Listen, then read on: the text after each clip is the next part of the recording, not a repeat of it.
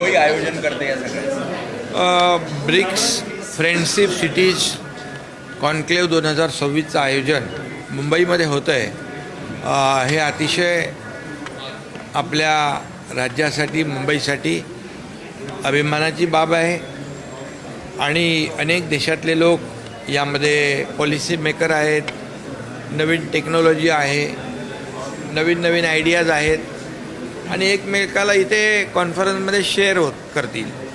एकमेकाशी चर्चा होईल आणि त्यामध्ये जे आता क्लायमेट चेंज आहे, ग्लोबल वॉर्मिंग आहे आणि सस्टेनेबिलिटी आहे, रेझिलियन्स आहे, या सगळ्या ज्या काही गोष्टी आहेत या जागतिक दर्जावरच्या सगळ्या समस्या आहेत आणि मग त्यातून आपल्याला कसा मार्ग काढायचा यासाठी ब्रिक्सनी आयोजित केलेली ही कॉन्फरन्स महत्त्वाची आहे आणि लोकांना जीवनमान जे आहे लोकांचं पोल्युशन फ्री कसं करता येईल, ट्रॅफिक फ्री कसं करता येईल आणि सस्टेनेबल पर्यावरणपूरक कसं करता येईल आणि मग त्याच्यामध्ये कनेक्टिव्हिटी आली, इन्फ्रास्ट्रक्चर आलं, सगळं झालं, AI आलं, स्टार्टअप आलं आणि म्हणून हे प्रश्न जे आहेत हे आता मोठ्या प्रमाणावर अर्बनायझेशन मोठ्या प्रमाणावर होत आहे आणि म्हणून या सगळ्यासाठी नियोजनबद्ध विकास करणं आवश्यक आहे आणि अशाच या कॉन्क्लेव्हच्या माध्यमातून एक दुसऱ्याच्या आयडिया शेअर होतील आणि त्याचा फायदा सगळ्यांना होईल. सर, बात करते हैं वंदे मातरम की 15 अगस्त के दिवस के मौके पे लाल किले से वंदे मातरम जो है प्रधानमंत्री से गाया जाएगा. कितना ऐतिहासिक है, पहली बार ऐसा होगा. ये तो हिस्टोरिकल ऐतिहासिक क्षण होगा. हमारे देश के आदरणीय यशस्वी एवं लोकप्रिय प्रधानमंत्री इस बार लाल किले से वंदे मातरम कहेंगे. ये पूरे देशवासियों के लिए फ़ख्र और गर्व की बात है और इसका हम स्वागत करते हैं.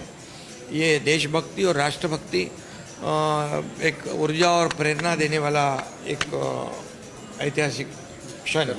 लाल किल्ल्यावर वंदे मातरम. इसका वंदे मातरम का विरोध भी करते नजर आए. कांग्रेस के कुछ लोग हैं, एमआईएम के कुछ लोग हैं, समाजवादी पार्टी के लोग हैं. लगातार वंदे मातरम कहते कहते लोग कितने हमारे फांसी पे चढ़ गए, हमारे बलिदान दिया हमारे स्वतंत्र वीरों ने. अभी ऐसे ही स्वातंत्र्य नहीं मिला है, इसलिए इसके लिए ये वंदे मातरम कहते कहते फांसी पे चढ़ गए हमारे स्वतंत्र वीर और इसलिए ये हमारे देश के लिए एक देशभक्ति, राष्ट्रभक्ति का एक और सभी लोगों को प्रेरणा और ऊर्जा देने वाली बात है. तो इसलिए किसी ने इसका विरोध नहीं करना चाहिए, सभी ने ये कहना चाहिए. लाल किल्ल्यावरून वंदे मातरम पहिल्यांदा देशाचे लोकप्रिय यशस्वी प्रधानमंत्री वंदे मातरम त्या ठिकाणी म्हणणार आहेत. हे ऐतिहासिक आहे आणि हे देशभक्ती, राष्ट्रभक्ती चेतवणारा हा क्षण असेल. मी स्वागत करतो. तमाम 140 कोटी जनता याचं स्वागत करेल.